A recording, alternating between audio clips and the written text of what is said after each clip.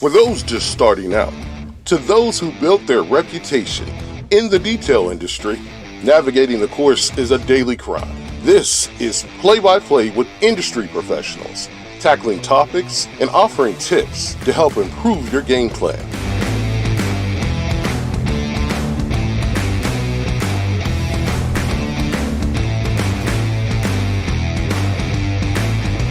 Now, here's your play-by-play. All right, Hey, what's going up, on, guys? everybody? We're back here with another play-by-play. Got my boy Ryan. What's going on, yo? And, of course, I'm Dustin, and we got a great show lined up for you guys today. We got the man himself, Mr. Billy Baugus with American Detailer Garage. That's right, man. We had him on the podcast, the IGL party. And Did we? We had him on? I think we did. I watched it back. I don't remember much of it, but Yeah, definitely a little inebriated. But No, I do, man. I remember him, but it was we were on the other side of that hump, and but it was fun. So we're going to clear up some things. We're going to talk to him about some of the stuff we may have forgotten. Yep. And chat it up with him. But before we get to that, we got some stuff we want to talk about. And we got a big event going on tomorrow. man, I have not yet got to participate in one of these, so this will be my first. But we're doing the booze cruise, The right? annual booze cruise. And I can't say it's EZN's thing anymore because now it's Detail Bookie and also Bayshore Strategies, which our production manager, Miss Jessica and Chris and all of them will be at. And so it's a big event. So let me tell you about the booze cruise. Tell me about it, Dustin. All right, so I'm going to set the stage for you. We get everybody and we load them up into boats. All the staff. It's going to take 3 boats this time. Normally it was 1 or 2. We had to add a boat because we've been adding staff. That's right. Load everybody up into boats and we cruise out to an island. Is it going to be Epstein Island? It's not Epstein Island. It's Gravine Island. Good deal. Yeah, we have young ones going, so. Anyway, so no, we're going to go out to this island, at a roped-off section. We're going to pull up, and we're going to take over this island. Yep. We got the boats loaded with beer and food and beer pong. I saw champagne bottles stacked up by the door. Yep, and I'll go ahead and let the cat out of the bag. I got one surprise for you guys, and so this island is sand that's sloped down, and I'm putting plastic down this thing, and we're gonna race like a slip and slide, like 100-foot slip and slide with soap on it, and we're gonna race down it. So that's the big thing for tomorrow, and these things are fun to do. You know, we do stuff like this at EZN all the time, and got some other events coming up too besides the booze cruise, right? So we got a baby shower. We got a baby shower. So two of our employees are pregnant, and so we're gonna take them down, and everybody's gonna bring them diapers and wet wipes and stuff. It's just a way to. Yeah, and this is the cool thing about, owning and running a business like this is to be able to do these things, and I think it means something. When you work for a big company, you don't get that personalized interaction, and I think that is so important for us to do, and that's what builds our team, and that's why when it comes time to, when we have a little something extra that we have to do here, or we got to work a little late or whatever, you don't get as much kickback because we always do these cool things. Yeah, we're doing tubing also later on. We do so this will be our 2nd annual tubing trip. Nice. It's kind of like the booze cruise in that it's basically just drunk on water, being drunk on water. But it's fun. It's a lot of fun. We tie up all the tubes. We tie up everybody in this huge circle. Yeah. And then we just tube down the river for like 8 hours. And so I need to bring my sunblock. You need to bring your sunblock. Yes, and come prepared. This thing is fun, but we have a big blow-up boat that we put the cooler in the back, and then Trey, which I don't guess you guys know Trey, but Trey is our maintenance supervisor. And he's the man that runs these things. So he holds on to the boat and delivers the beers, and he loves the roll. Man, I can't wait. Yeah, and it's exciting to be able to do these things, But I was reading an article over in the Detailing News about something not so exciting. Okay, we talk about how much fun we have here, and these guys, work hard and they play hard. But I was reading this article, and it was basically talking about rude customers. Right, absolutely. And that's kind of something that, fortunately for me, I don't run into often for Detail Bookie, but I know you guys would. Well, and I'll be honest with you, EZN doesn't see we don't see a whole lot of them either. We try to do a lot of work ahead of the detail to make sure they understand expectations, and we kind of set the stage for it and let let our customer know what to expect. So you eliminate all that. But it still happens sometimes. Yeah, you still deal with the customer that's gonna that probably had their mind made up that they were not gonna be happy before they got here. Well, I mean, you're asking them to spend a lot of money, and so they're going to look at everything, and they're going to find the one tiny detail. That's right. And some people are just like that. But you still have to do what you got to do to make sure that you're appeasing that customer. Now, I have a special phrase for that. Tell me about that phrase, Dustin. I call it eating the shit sandwich. That's right. And what does that mean exactly? That means you do what you got to do to make sure that customer's happy. You say what you got to say. You go ahead and if you've missed a spot, own it, fix it. If you haven't missed a spot and they tell you missed a spot, own it, fix it. And just do what you got to do to make sure that customer leaves your property or you leave their property with a smile. It's pretty simple. Right. And it's not a pride thing. You put pride and you got to swallow that because it doesn't matter. You have a job to make sure that customer's happy. Granted, they're not all going to be just jumping for joy. Sometimes it just doesn't, you just don't have that personal connection. Sometimes they got the other things going on. Well, it's been a pretty stressful time. We're kind of getting over that hump, but we are. As it gets hotter, that always makes people a little on edge. It does. The mask mandate that went on for so long, and the article mentioned all this. I think they got it from Indeed that they referenced, right. About these these issues with people that are it's just a different day and age that we're in, and they want you got to kind of bend a little bit more and make sure that you're doing the right things to make sure you keep those customers happy. And I know that not everybody agrees with that. I know that there's a lot of businesses out there, business owners that say, hey, you know what, this is my this is the way I do it, like it or leave it. Well, we know that this age of social media, one bad review can go viral. Absolutely. And, you want to make sure that people aren't going to do that to you, and that means making them happy. And I'm glad you brought up the bad review. We'll speak to that in just a second. But I used to say this, and if you live by that sword, you can die by it just as well. And when you talk about social media advertising and how quick and easy it is to get good word out, it's that much faster to get bad word. So right. you want to snuff those things out before you get to that point, and it's so easy to do. Sure. Most of the time, the customer just wants to see you take an extra step or listen to them. Right. They want to they want you to hear what they're saying, and that's one of the hardest parts is kind of just biting your tongue and listening to them, because you have a real problem. I didn't get the foot in the mouth award for no reason, sir. You own the foot and mouth award. But let me talk to you a little bit. Bad reviews, and I'm glad you said that. But we weren't really supposed to talk about that. But let's talk about bad reviews for a minute. Bad reviews are not always bad. Now, obviously, if you get a string of them back to back to back, it's bad. But a bad review here and there is good for multiple reasons. One is on Google, the ideal rating is not a 5-star. It's like a 4.7. Right. Okay, so reason being is if you have a 5-star, chances are customers think it's fake. They think that they're fake reviews. Right. So if you have a 4.7 or 4.8, it puts a factor in there of okay, this guy's getting real reviews. That's legitimate. Okay. Second thing. A bad review. Some customers look for bad reviews to see how you respond to it. Okay. So if you have a bad review, it's your opportunity to show how you fix things in a not so great scenario. And you do it publicly. Right. You own the mistake. You tell everybody how you fixed it. Yeah. You tell everybody how happy you were to fix it, and you tell everybody how happy that customer was that you fixed it. Okay. And so then a customer that's looking through your reviews and say, "Oh, here's a bad one. I knew I'd catch him." Okay. Oh man, look, he went ahead and here's how he handled it, or and they want to know that if they have an issue, that it's going to be resolved, right. And it's not something that you're going to run from or hide from. Man, that's awesome. Yeah. So bad reviews aren't always bad. Okay. This is the thing. So at EZM, we have 5-star review on Facebook. We've had 2 bad reviews in 10 years on Facebook. Both of them were deleted by the customer because of the way we handled it.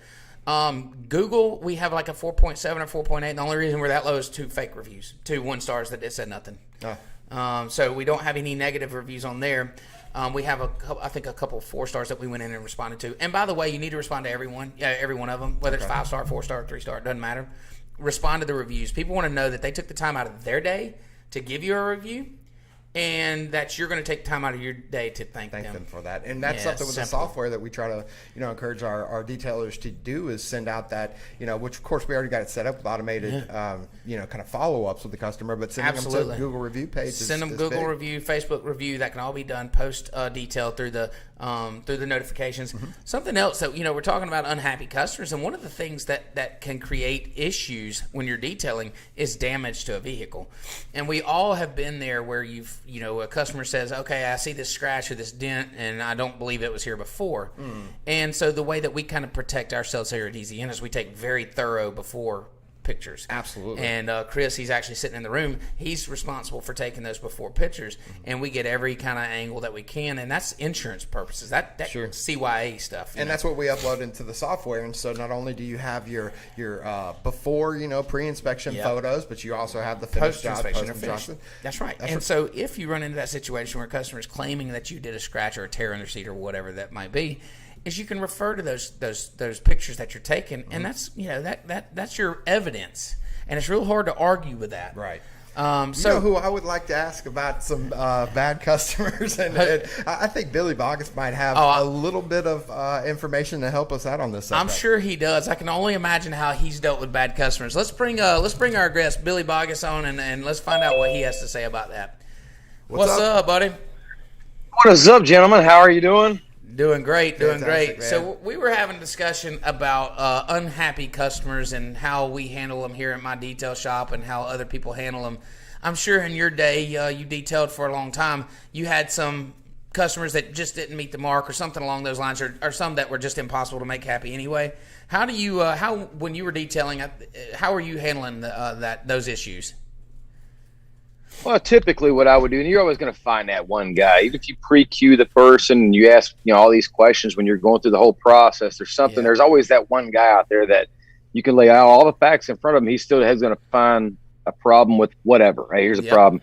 Typically what I would do is I would try to reason with them, agree with them. I agree with you. I mean, you're right. What I found out was it wasn't always something I missed or something I didn't do. It was more like their understanding of something. And typically the way I would resolve that, as I'd be like, would a fabric protectant make you happy? Well, upgrade you to a fabric protectant, no cost to you. I try to throw something in there that doesn't require sweat. And, if they were unruly, I would just fire the customer. I haven't given money back and told them not to call me again. Same here. And it's funny. So I call it eating the shit sandwich. And when you're in that situation with the customer, you just they just want to hear that they're right kind of sometimes. And, you're right. And it doesn't happen that often, but you just deal with it and you say, listen, you're an open ear for it.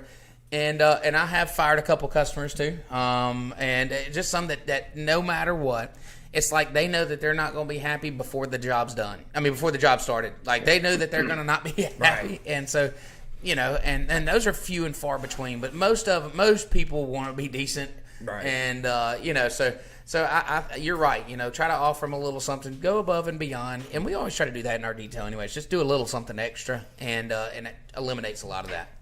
Now, Billy, real quick. For every one of those customers, there's going to be an opposite customer. I'll give you an example. One of my local customers, I didn't know. I just happened to be at a detail shop. They do body shop paint and all this other stuff yesterday in another town.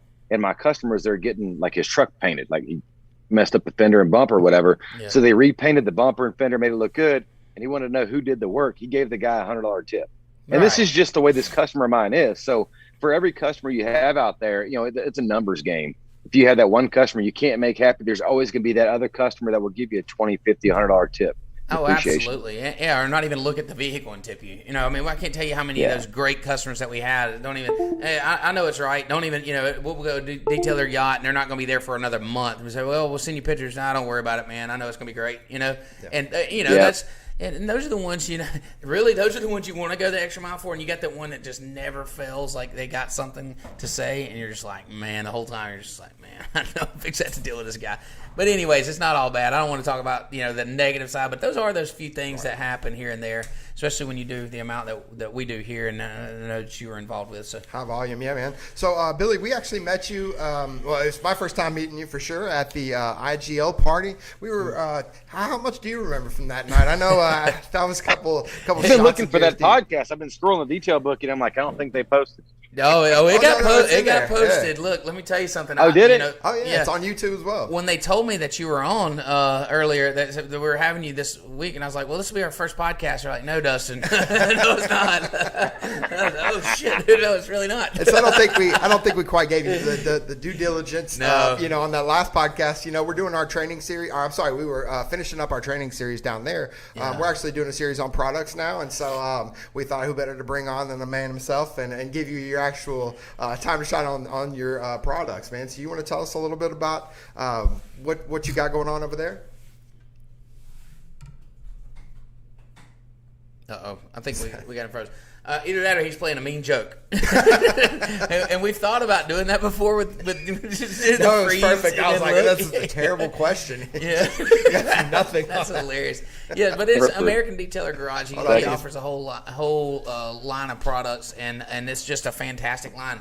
We haven't put, we don't have him here in our shop, but that's going to be soon to change. I know somebody that does, though, Anthony Carrera. Yeah, you know him? Yeah. So he's the one that redone the truck. Yep. There, and they won booth of the year. Is that a candy shop you're talking about? Candy shop. Yep. Thank you. I was struggling. And anyways, okay, so I think Billy's back on. Okay, so cool. I was just telling him about I think he'd carry some of your products. I've seen the nail pad or whatever.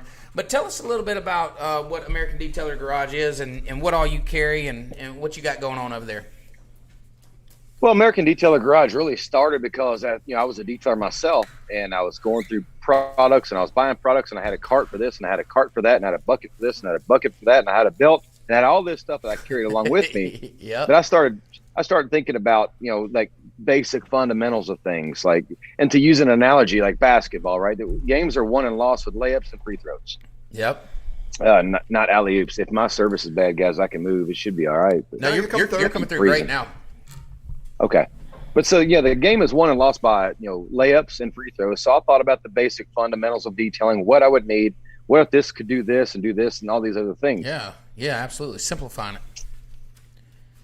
Simplifying the whole thing. And we started that with a Facebook group to start with. And I just started doing videos with other people's products on how I found ways to simplify the process.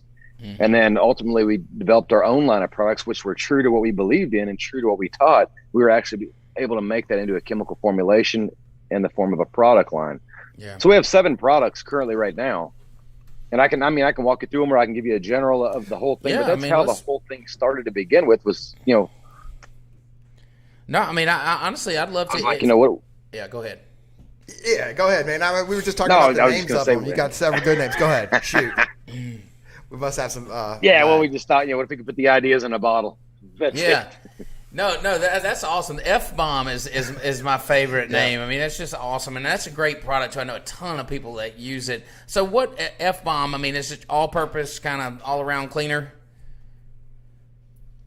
Yeah, well, F-bomb was a byproduct. Actually, it happened by accident. We were making Wipeout, and the first formulations of Wipeout, I wanted a certain surfactant in it, but it didn't give me the versatility to clean windows and stuff. So we took that part out of it, came back and revisited, and made F-bomb out of it. Oh, wow. As oddly as it seems. So that's why it's unique in what it does. And it is our number one seller to this day.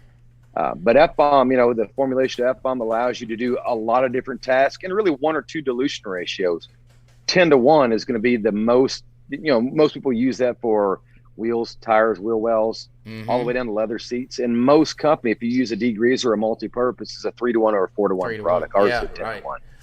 Oh, that's fantastic. So you're getting more use out of it. And I tell you, it's funny that you said, the story behind F-bomb. It was created, as a byproduct. And some of the best things in life or in business are created that way. I know my software, and this isn't a sales pitch, this is an explanation of why it exists, is because we needed a solution. We needed to solve a problem. And so that's it. Detail Bookie is a byproduct of me trying to grow this business and keep it organized and keep customer communication and simplify these processes that were really long and drug out and very hard to do and stay on a regular basis. So, kudos to you for F-bomb, because I know it's a great product. I've used it before, and I'm all about simplifying. We have 12 detailers outside, literally outside our shop right here, and it's all about simplifying, man. You got to keep it easy. There's you ask in the detailing world, there's always a new product coming out or a new thing that to do this specific thing. But as a businessman, you got to try to simplify those things and keep minimal and get as much use out of one product as you can. Right. Efficiency. Yeah, it all comes down to efficiency. It does. So how did so we kind of went over how American Detailer Garage got started. It started as a Facebook group that you were using as a platform to just, I guess, review products and stuff. Would that be a fair assessment? Yeah, and you go back to 2015, and there wasn't a bazillion Facebook groups out there. So, we were kind of like new on the scene. We were breaking the mold of something new, a new idea, a new concept. Yeah.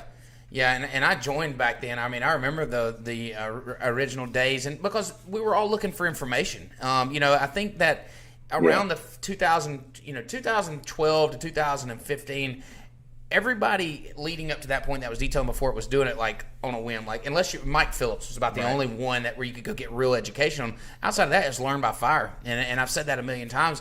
And it's an expensive way to learn. It's a stressful way to learn.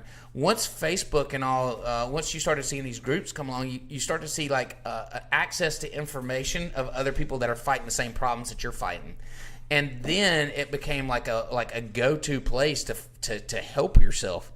And so and now they've morphed into this other like peeing contest in most cases on some of these groups, where these guys are just going at it.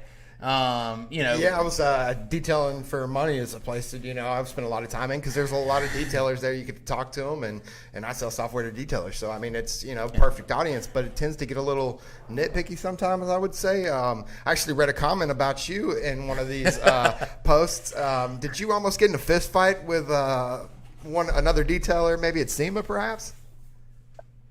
Yeah, a few years ago, the whole thing was a big misunderstanding, and a lot of it was my fault.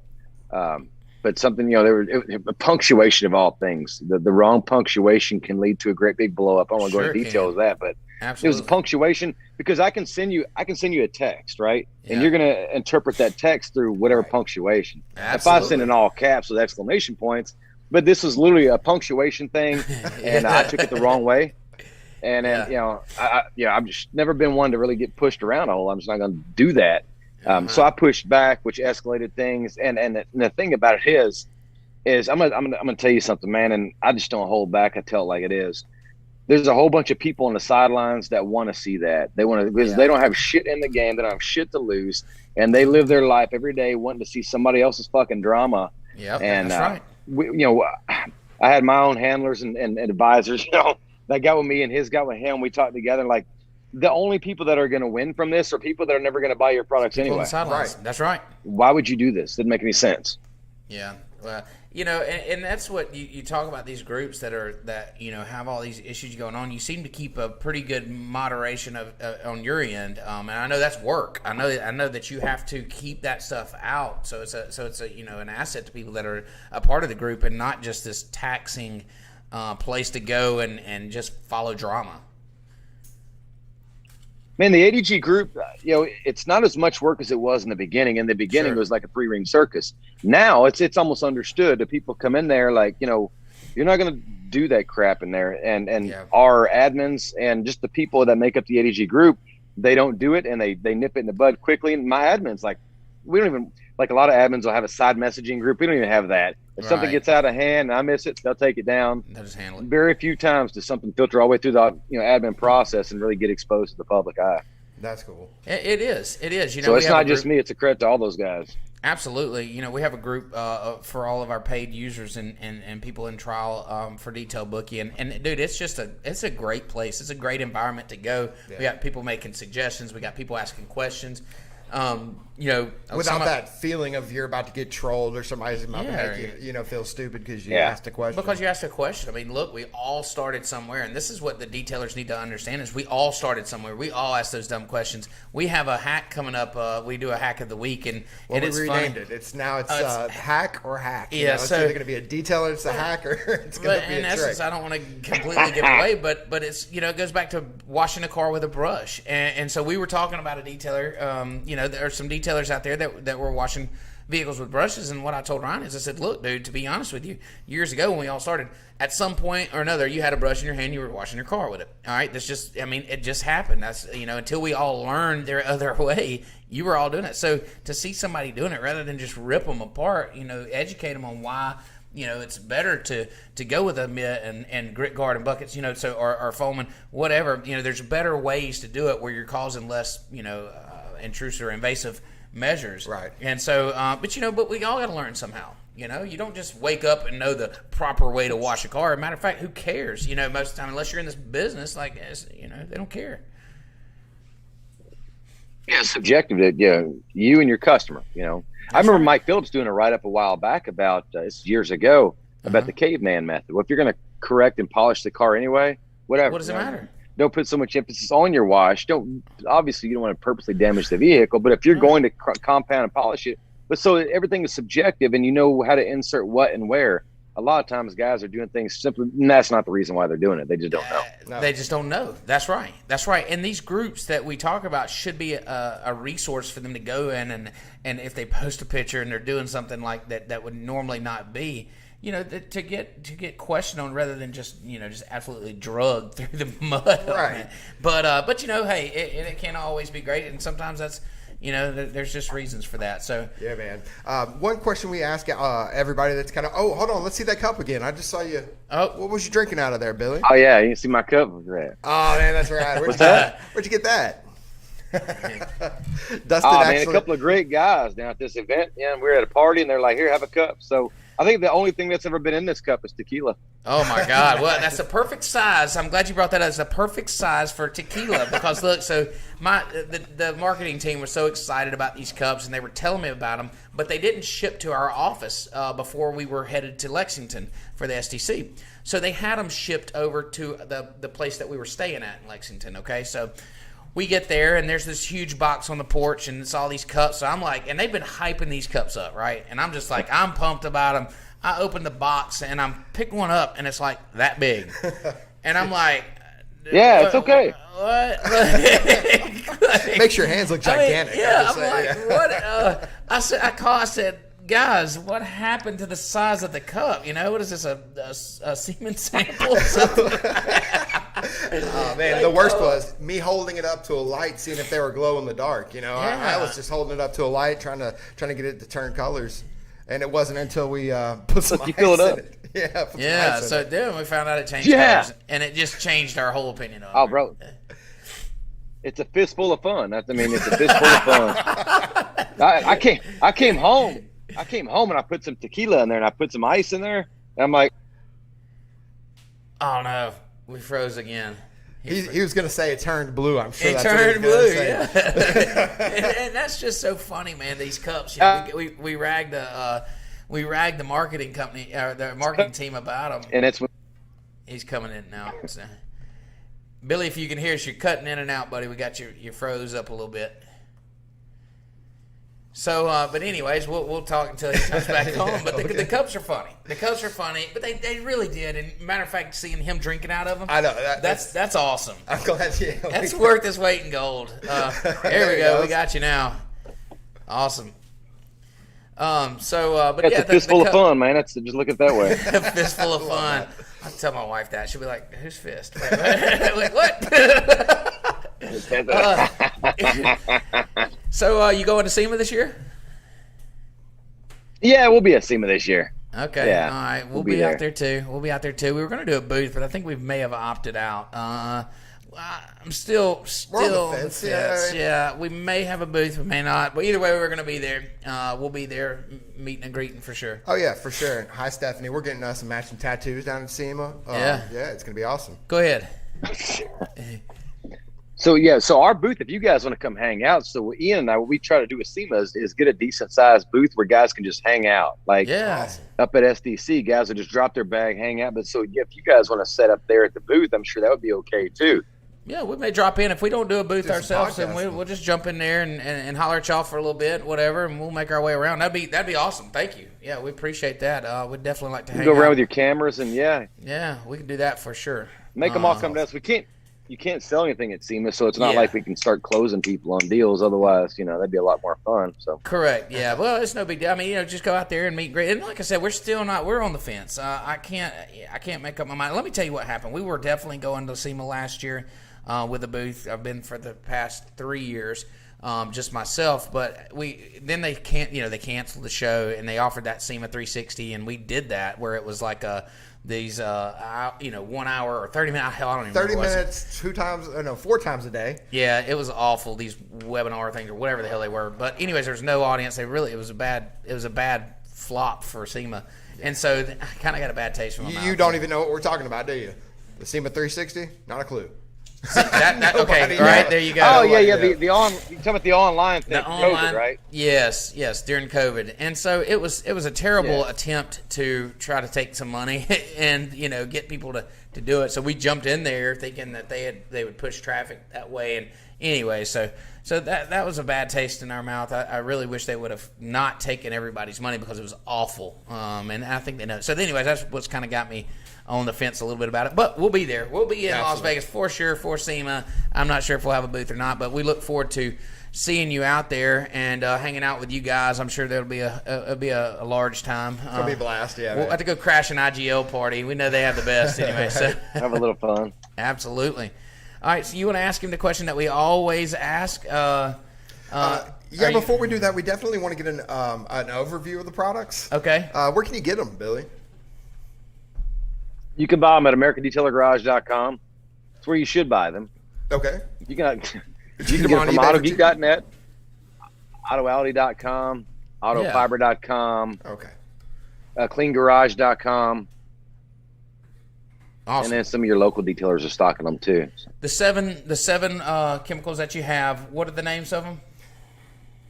I know we got Wipeout. So we have Wipeout, F-Bomb, Valor, Fusion, Shield,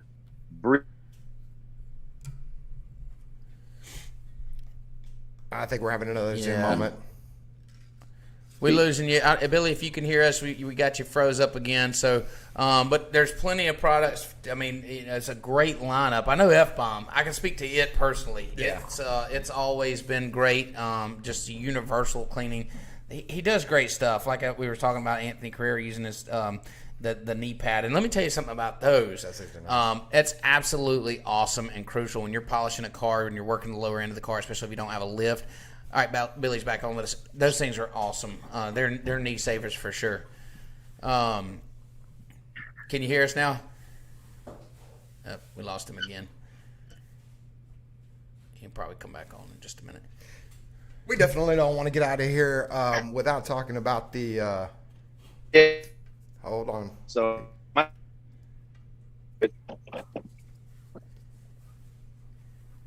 Billy, can you hear us now? We got motion on you. All right, we got. Is that better? Yeah. We got you. Maybe it was that damn building. Yeah, hey, look, we deal with those problems all the time. We actually just moved our podcast setting up to a office inside our shop because, man, we were dead smack in the middle of our shop, and it was hot, dude. If it rained, it was so loud out there, and it was brutal. So we had to adjust too. Are you at your house? It's just beautiful. I was about to say that. Porch looks nice. Yeah, I'm at the house. Yeah. Okay. Oh, man, that's what I'm talking about. Oh, we got the pool in the back. I've seen the snake too. What kind of snake do you have? What kind of snake is that you have? Snake? Yeah. Which one? I got 31. 31 snake? Are you serious? Are you kidding? What are you doing? I got 31 of them. You're kidding? Yeah, we could have done this thing from the snake room. Oh my God! And you had one get out the other day, right? Yeah, my Burmese python got out of my wife's car. And we couldn't find it. I had just got him too. We couldn't find him. So I got home and I had to take her car apart and find him. And I had to fight him to get out, and I got bit. But we're friends now. He struck me the other day, but we're leveling up, man. That's unbelievable. Wow. So when you get a new snake like that, is it a new? I mean, I guess it's like a full grown snake, but now he's new to you.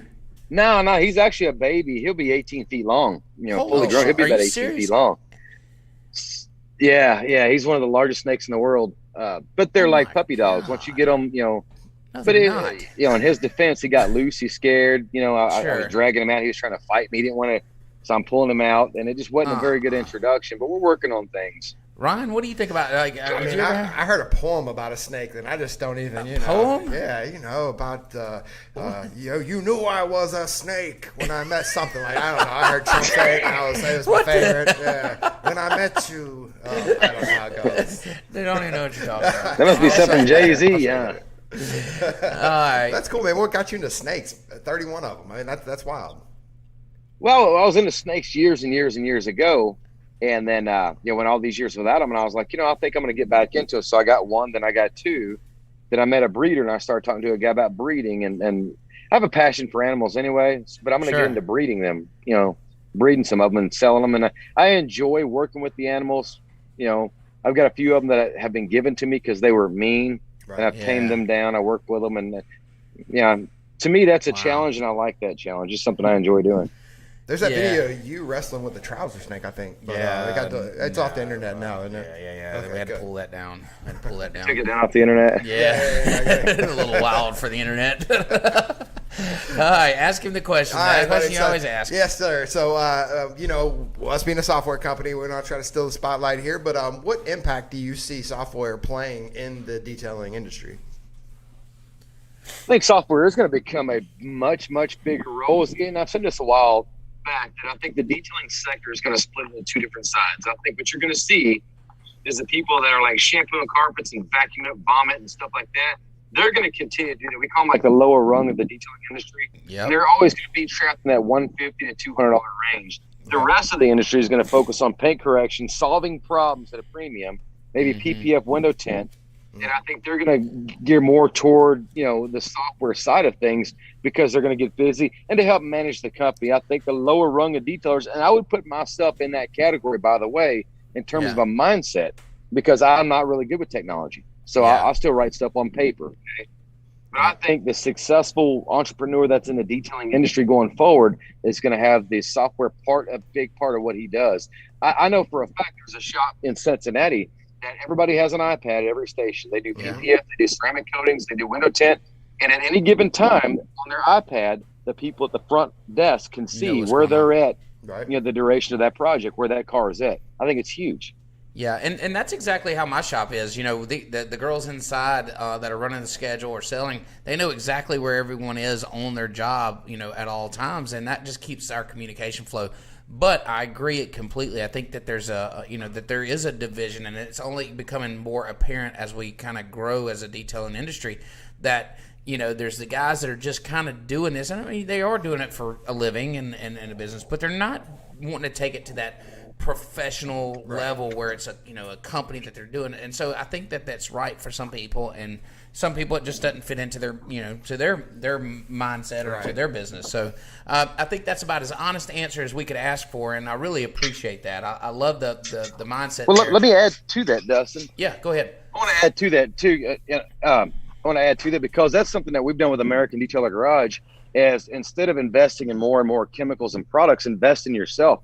Invest in things that are going to help you grow as a business. So what we've done with our products is simplified the process, simplify what you do, take the overthinking out of it. I don't think, smart people don't complicate things. Smart people find ways to simplify things. But if people would focus on the things that make them money, the product or whatever, they could afford and turn the software.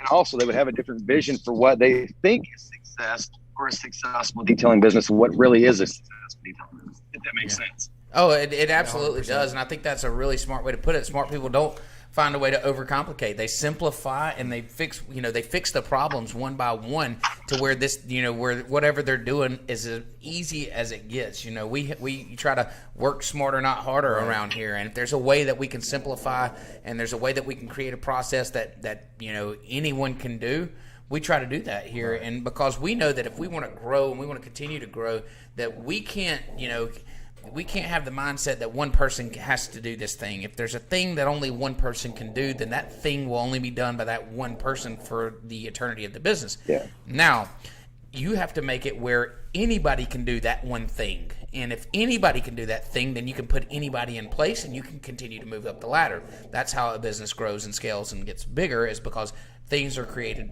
things are put into processes that just about anybody can do it. And then it's just duplicatable. It's repeated time after time after time, and then it only gets better. So you refine the process all along the way. You take the things and that part of that process, and you say, okay, how can I make this a little better? How can I make this a little better? And it's easy to do in do you do it in a business that's my size, and you take it in divisions, and you say, okay, it's detail, or it's the sales side of things, or it's scheduling, or it's customer relations, whatever it is, and then you take those divisions and then you work on their little processes all along the way. But I love the mentality there that smart people definitely try to find ways to simplify things, and I think software plays a big role into simplifying detail, because now you're taking things that would normally take time out of your day to make sure that you're doing these things and you're putting it into a machine that will just handle it for you. Yeah, exactly right. And I tell guys all the time, don't buy the next coolest, newest machine on the block. If that's you, you're always going to be on the detailing forums. You're always going to be trying to search for when's it going to be my time, when's it going to be my day. Start investing in things that are going to make you money. Because I'm going to tell you what, you got to think big. If you're thinking small inside the four walls of a shop, man, there's so much that you're leaving out there. Absolutely. Right, and there is. I'm glad you said that. I said there's always that new tool, that new chemical right around the corner, and everybody's looking for this miracle solution that takes the work out of it, and that just don't happen. So what you got to do is find what works for you, and then find somebody else that you can train to do that part, so you can go on to the next part.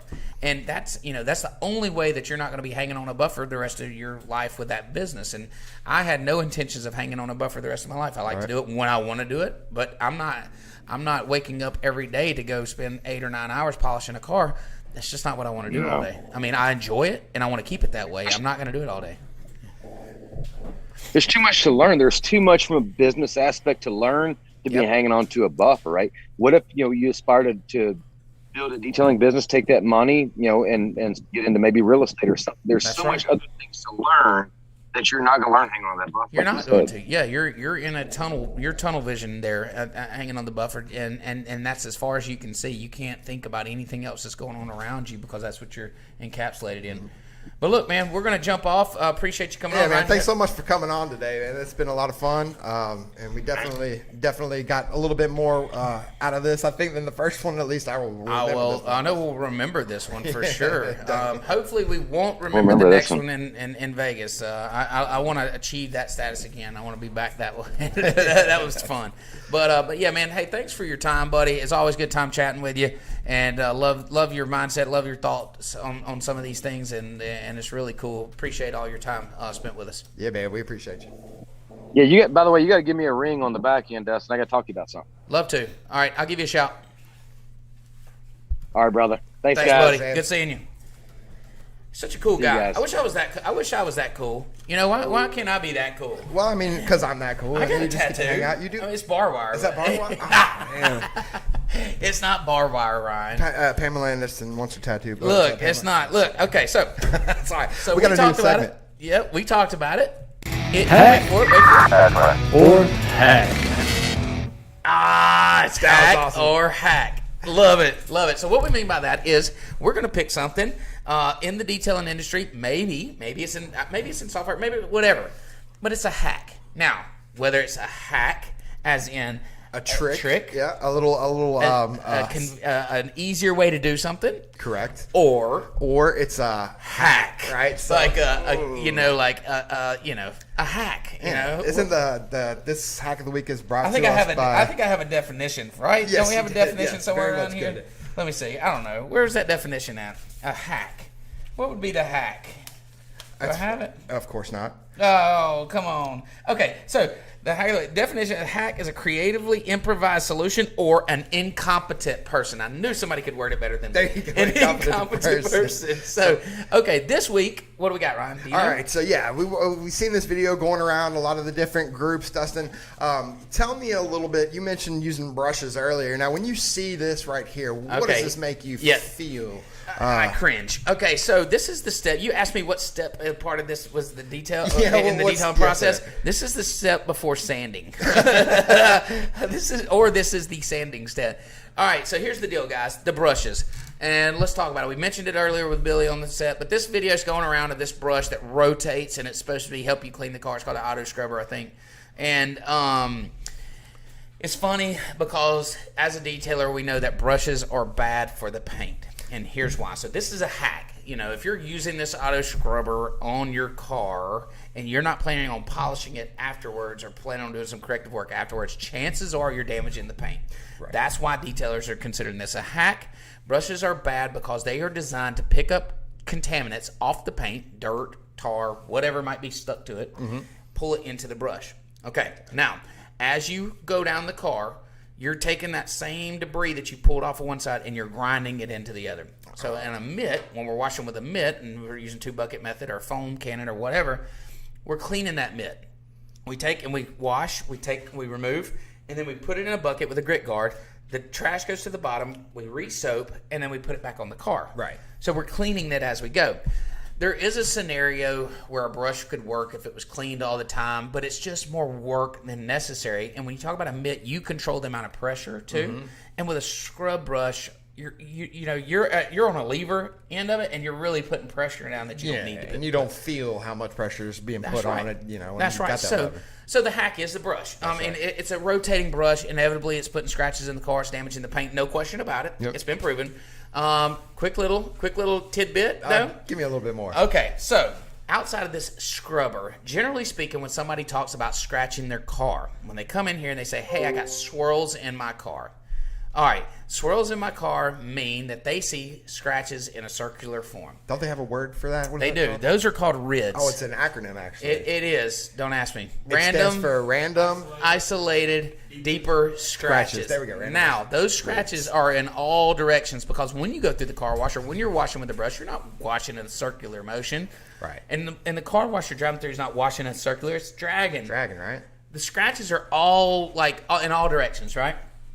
When the light hits it, it looks like they line up. It's just an optical illusion. It's an optical almost, illusion, so it's not swirls. However, if a customer calls you or comes in and says, "Hey, I got swirls in my car," you don't tell them that they're an idiot, that they're RIDs. That it's just you say, RIDs. "We're happy to get rid of those." Right. I mean, they're scratches. We know what they are, but we don't have to tell them. If you want to educate the customer and tell them, that's fine.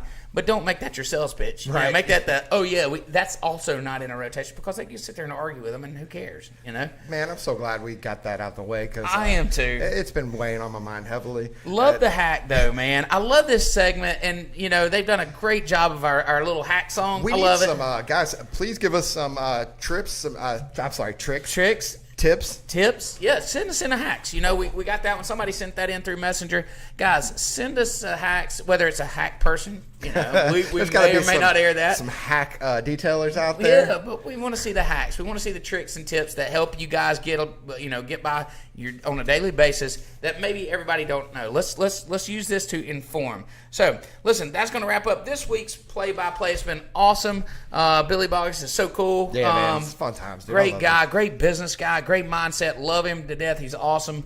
But make sure that you tune in next week. We got a special edition. Guys, you also need to go to our YouTube page and subscribe because we're literally going live on YouTube and Facebook now. So absolutely, check it out. Next week we'll be celebrating the 4th of July. It's the weekend before. It's the Friday before 4th of July. So we got special edition stuff going on here. We're going to be at a different location here at the shop. It's going to be more of a hangout. So guys, make sure y'all see us next week. Enjoyed every minute of it. Thanks a lot. Thanks so much. See you next week. Peace. This has been your Detail Bookie play-by-play. Come back and see us next Friday, 11:30.